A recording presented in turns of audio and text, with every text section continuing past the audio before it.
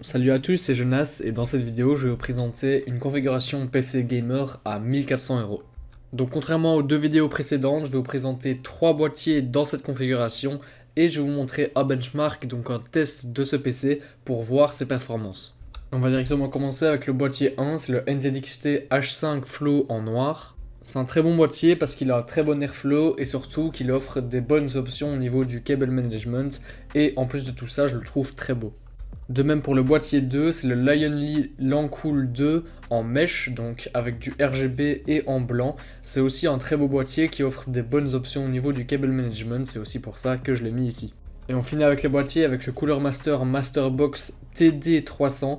C'est aussi un beau boîtier de chez Cooler Master qui est un peu moins cher, ce qui pourrait intéresser certains, mais donc je trouve que c'est un beau boîtier qui a certes un peu moins d'options au niveau du cable management, mais qui fera largement l'affaire, surtout au niveau d'une configuration à 1400 €.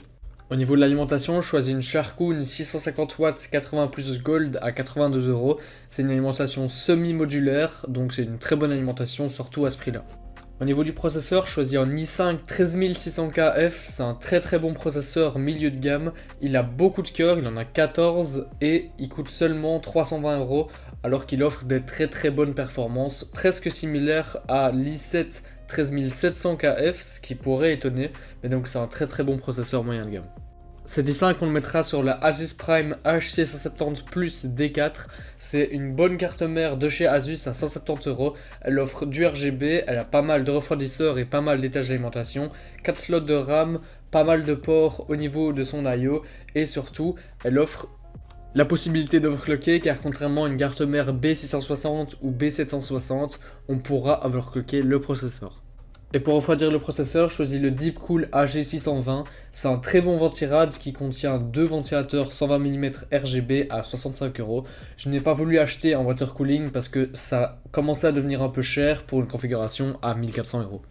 Et pour le deuxième ventirad, donc pour le deuxième boîtier blanc, ça sera toujours Deepcool, mais le AK620 cette fois-ci à 80 €. Ici, ça commence à devenir pas mal cher pour un ventirad. Donc si vous trouvez un bon water cooling blanc qui rentrera dans le boîtier blanc, n'hésitez pas à aller le chercher. C'est juste qu'ici, j'ai voulu prendre un ventirad qui était de la même couleur pour faire un beau PC et il est aussi très performant.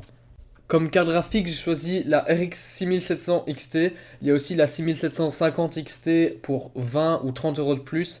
Mais bon, je trouve qu'un overclock à la main sera beaucoup mieux que de payer 30 € de plus. C'est donc une très bonne carte qui a baissé de prix récemment si vous achetez les cartes Asus. Donc c'est intéressant. Pour la RAM, je choisis 32 Go, ce que je trouve qui sera un peu plus nécessaire dans le futur. Donc 32 Go de DDR4 à 3200 MHz pour 74 €. C'est donc de la bonne RAM, pas de RGB, mais c'est des belles barrettes noires, pas besoin de plus. Pour le SSD, je choisis un Kingston NVMe en PCI Express 4.0 de 2 Tera pour 95 €.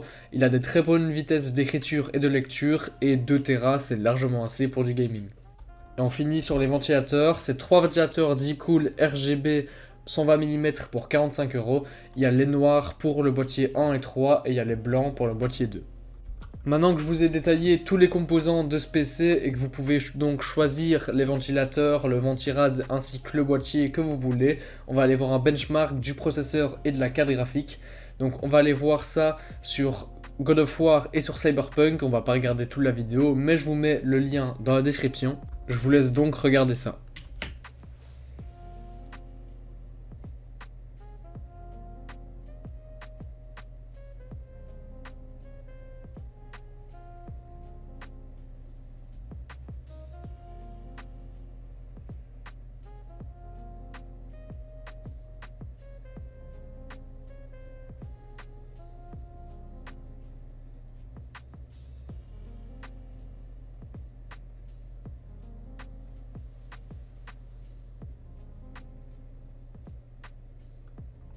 On peut donc voir qu'on a des très bonnes performances, que ce soit provenant du processeur ou de la carte graphique.